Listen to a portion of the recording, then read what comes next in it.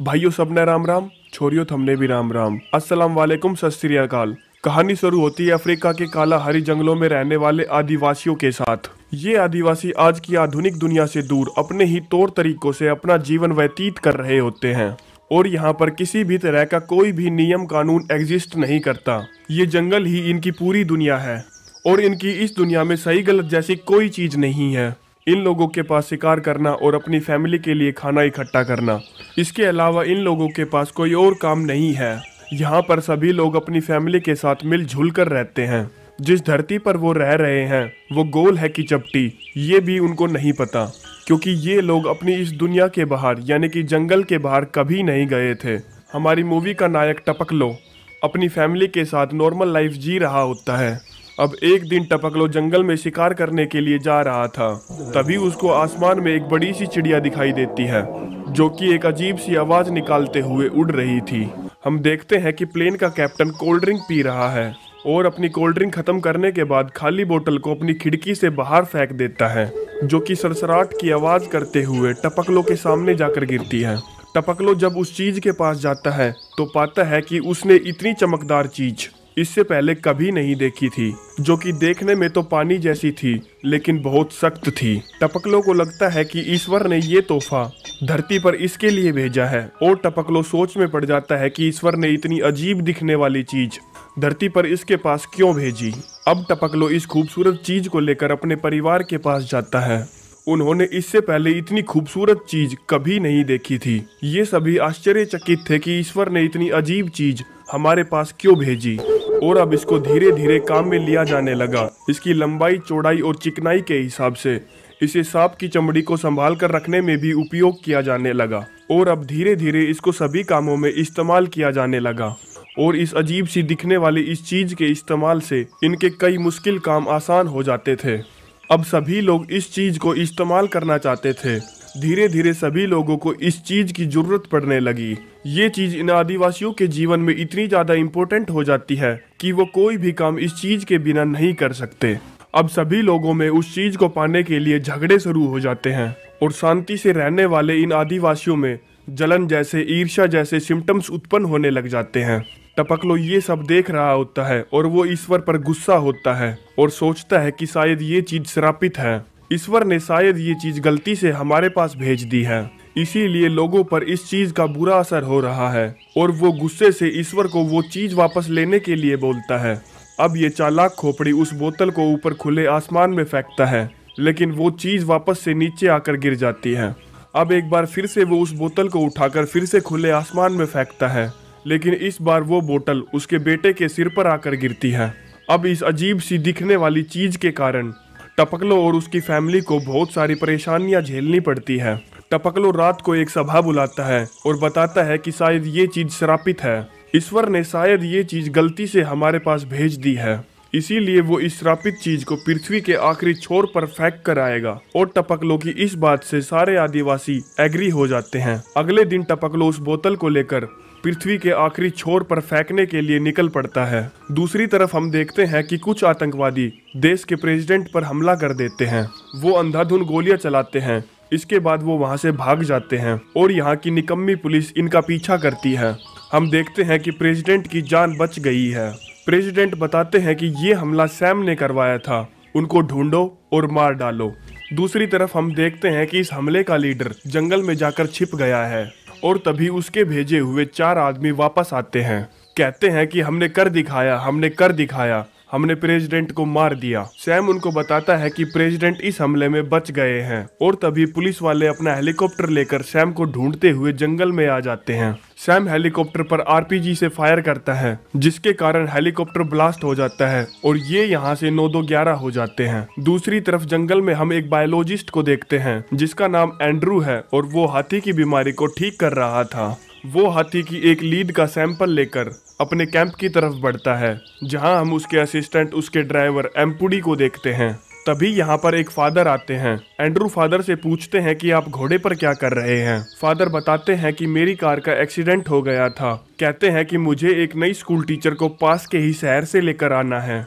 Andrew एम्पुडी से पूछता है कि क्या इस कार की मरम्मत हो गई है। एम्पुडे बताता है कि इस गाड़ी का स्टीयरिंग और ब्रेक अच्छे से काम नहीं कर रहे हैं। एंड्रू फादर से कहता है कि अगर आप बुरा ना माने तो क्या मैं उस स्कूल टीचर को लेकर आ सकता हूँ। अब एम्पुडे एंड्रू को बताता है कि इस गाड़ी को बंद मत करना और इस गाड़ी के ब्रेक्स भी मत लगाना, क्योंकि इस गाड़ी के ब्रेक्स खराब हैं। हम देखते हैं कि टपकलो जंगल में आराम कर रहा था। तभी उसके बगल से वो कार फुल स्पीड में गुजरती है, जिसकी आवाज से वो जग जाता है। टपकला सोचता है कि ये बड़ा ही अजीब जानवर है, जिसके अजीब से 4 गोल पैर हैं और वो अपने पीछे अजीब से निशान छोड़ गया, जैसे कि 2 बड़े सांप वहां से गुजरे हों। दूसरी तरफ हम देखते हैं कि वो स्कूल टीचर रास्ते में इंतजार कर रही होती है और एंड्रू रास्ते में होता है, जहां पर एक फाटक आ जाता है जिसे उसे उतर कर खोलना पड़ता है और वो अपनी गाड़ी के ब्रेक्स भी नहीं लगा सकता और ना ही अपनी गाड़ी को बंद कर सकता है। वो एक अजीब सी सिचुएशन में फंस जाता है, परंतु जैसे तैसे करके वो इस सिचुएशन से निकल जाता है और अपनी गाड़ी को उस फाटक से निकाल लेता है। दूसरी तरफ हम देखते हैं कि प्रेसिडेंट पर हमला करवाने वाला सैम एक गाँव में पहुंच जाता है। हे, सुना नहीं, लेट जाओ।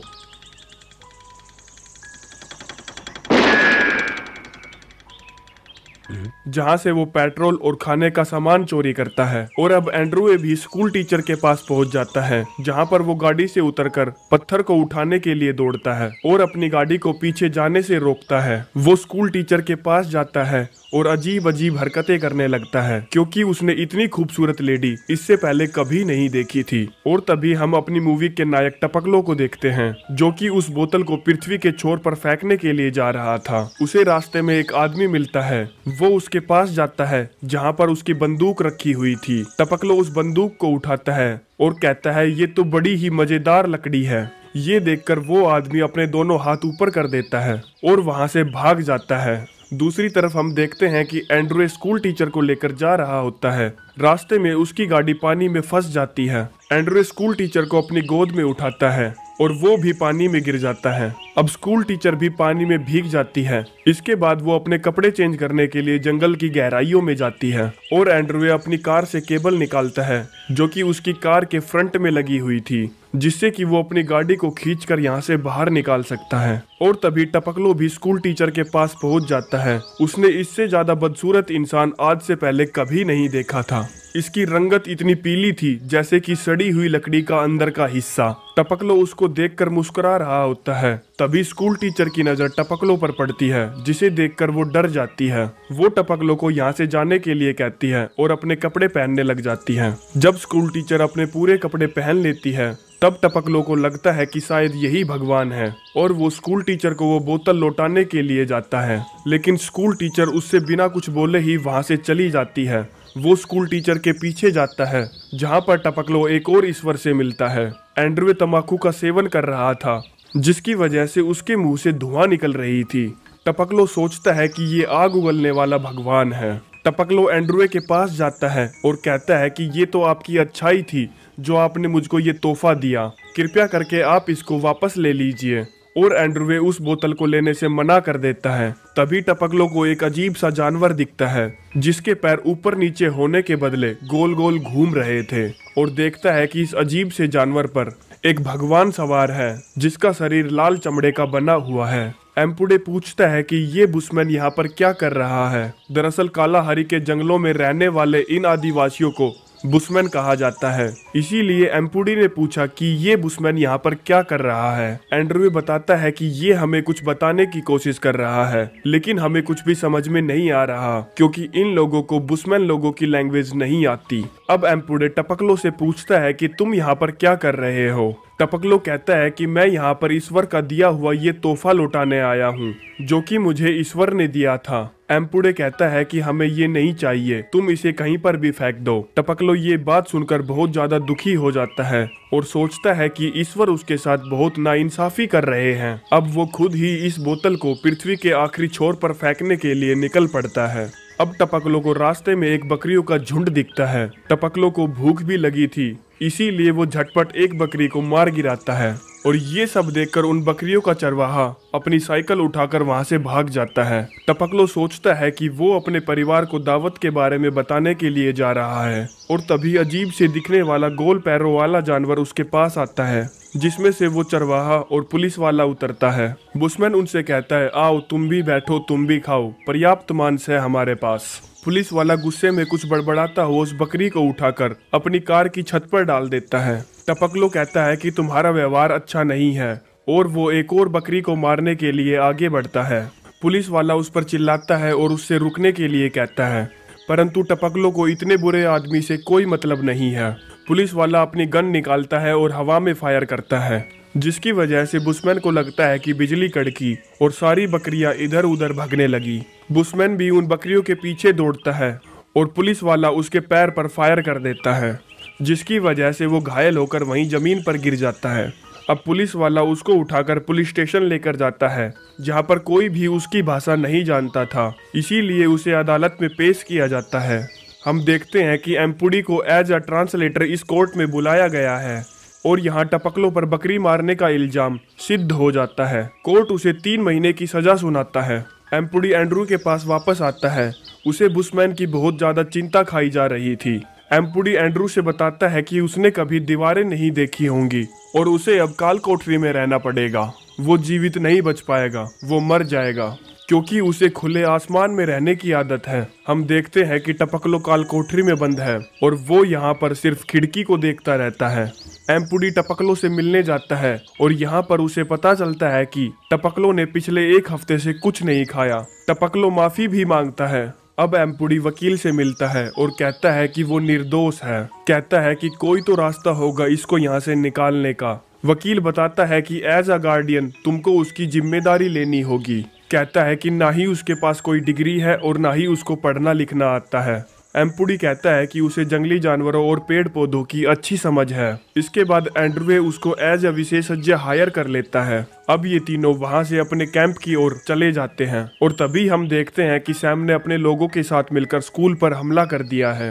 वो वहां से सभी बच्चों और टीचर को अगवा कर लेता है। हम देखते हैं कि एंड्रवे बुशमैन को कार चलाना सिखा रहा है। सैम उन सभी बच्चों और टीचर को अगवा करके जंगल में ले जाता है, जहाँ पर ये तीनों भी जंगली जानवरों की स्थिति जांचने के लिए जाते हैं। अब एंड्रवे अपनी दूरबीन से देखता है कि यहाँ पर बहुत सारे बच्चे और हथियारबंद सैनिक भी हैं। एंड्रवे को पता चलता है कि टीचर को भी अगवा किया गया है। अब ये तीनों मिलकर एक प्लान बनाते हैं, जिसके अंदर ये टपकलो के लिए एक छोटा सा धनुष बनाते हैं और उसकी तीर को जहर में डुबो देते हैं, जिसके लगते ही वो लोग बेहोश हो जाएंगे। अब टपकलो बड़ी ही चालाकी से उनके ग्रुप में जाकर शामिल हो जाता है। वो एक एक करके सभी को वो जहरीला तीर मारता है, जिससे वो सभी लोग वहीं पर बेहोश हो जाते हैं। हम देखते हैं कि 2 लोग बच गए हैं जो पहाड़ी के अंदर बैठकर ताश खेल रहे थे और तभी ये सभी लोग इन गुंडों की बंदूक उठाकर दौड़ने लगते हैं। तभी एक बच्चे से गलती से गोली चल जाती है, जिससे उन दोनों गुंडों का ध्यान इन पर पड़ता है।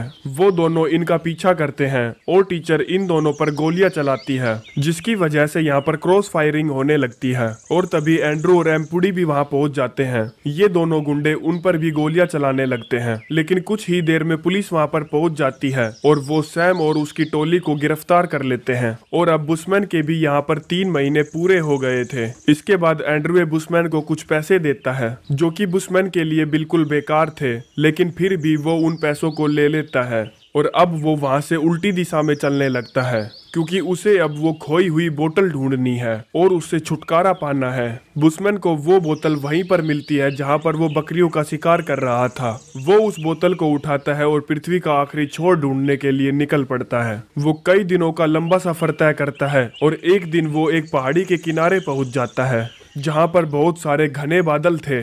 बुशमैन को लगता है कि यही पृथ्वी का किनारा है और वो उस श्रापित बोतल को वहीं फेंक देता है और अब वो अपनी फैमिली के पास वापस आ जाता है। यहाँ पर सभी लोग उसको देखकर बहुत ज्यादा खुश हो जाते हैं।